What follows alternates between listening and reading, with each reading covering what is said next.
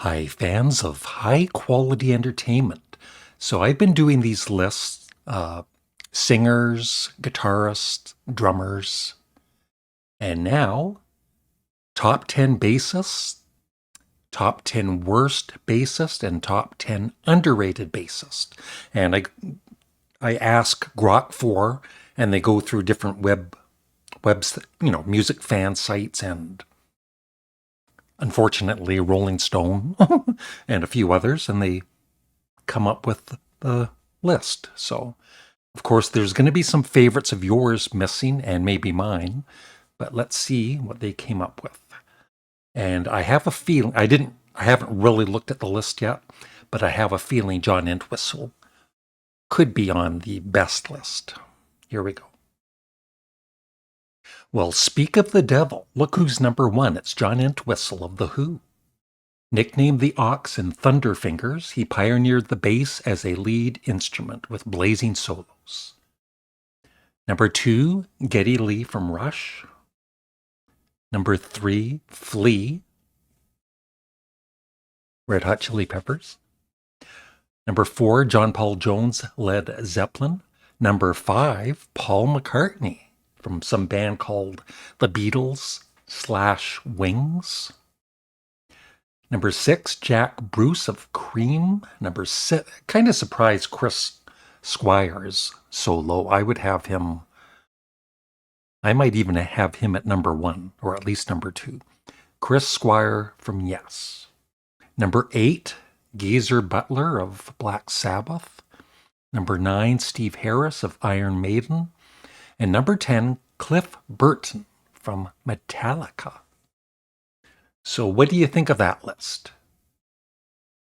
I'm not really familiar with Iron Maiden that much, or even really early Metallica.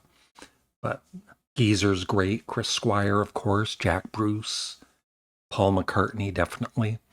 John Paul Jones, Flea. I'm not really a fan of Red Hot Chili Peppers, but he's definitely a great bassist. And he's a Sparks fan. Number 2, Geddy Lee. Yeah, Geddy Lee could be number 1.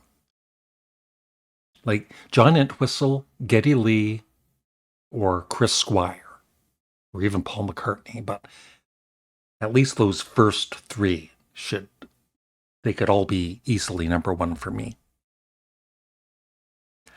Next up is the worst. Top 10 worst bassists. Worst is harsh and pro rock. See, Grok 4 is getting very sensitive. But this is just for fun. Number 1, Sid Vicious of Sex Pistols. I think most people know that he was not a not a very good bassist, and he didn't even really play much on the one and only Sex Pistols album. Number 2, Gene Simmons, Kiss. Number 3, Nikki Sixx of Motley Crue. Number 4, Fieldy from Korn. Number 5, Pete Wentz, Fall Out Boy, one of my all-time favorite bands.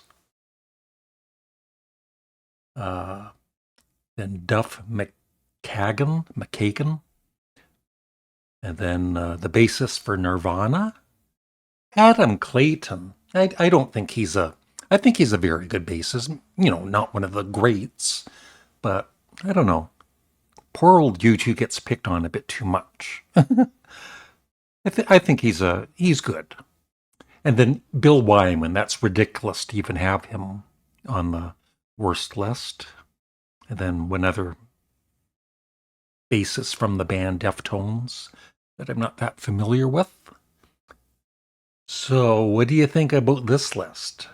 Gotta agree with number 1. And like I said, I don't think Gene Simmons, I don't think he's a great bassist, but I don't think he's bad either. All right. And now, for the final one, underrated bassists. So John Deacon of Queen, Tina Weymouth of Talking Heads, she's awesome, definitely. Number 3, Michael Anthony of Van Halen, John McVie of Fleetwood Mac, Tom Hamilton of Aerosmith, Billy Gould of Faith No More, Kim Deal of Pixies. Yeah, I have her latest solo album, and I love it so much. I need to, like I've said, I need to maybe check out her band Breeders, and I have heard the Pixies, of course. Number 8, Ben Shepherd of Soundgarden. I'm not really that familiar with Soundgarden. Roger Glover of Deep Purple, yeah, and Andy Rourke of the Smiths. Yeah, so I totally agree with Tina at being number 2, and John Deacon, of course. Besides being a great bassist, he wrote some pretty good songs too, like Another One Bites the Dust. And John McVie, Roger Glover for sure. Yeah. So that's it. Just another fun list so people can argue. you know, it doesn't matter what list it is, right? People are going to, you know, not agree with it, but it's just fun to do, at least for me. And that is it. I'm looking forward to your comments below. Who do you feel are the best bassists, the worst bassists, and the most underrated? Have a great day. Bye.